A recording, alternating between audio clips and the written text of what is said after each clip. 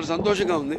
ఇంకా చేసే నేనేమైతే కిషన్ రెడ్డి గారు చెప్పినట్టు ఏదైతే నేను చేస్తున్నానో సినిమాల ద్వారా వినోదం కానీ లేకపోతే మంచి సందేశాత్మక చిత్రాలు, అలాగే ఒక క్యాన్సర్ హాస్పిటల్ చైర్మన్గా అయితేనేమి గత 15 సంవత్సరాలకి, ఈ సంవత్సరంతో 15 సంవత్సరాలు పూర్తవుతుంది మార్చి నెలలో.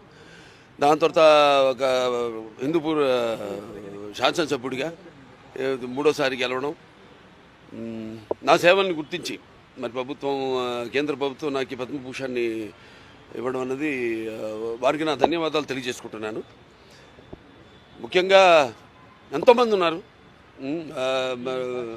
అంటే నా వెనక బలం ఎంతోమంది. ఇప్పుడు నా కాన్స్టిట్యున్సీ విషయానికి వస్తే నా అక్కడ హిందూపూర్ ప్రజానికానికి నా ధన్యవాదాలు తెలియజేసుకుంటాను.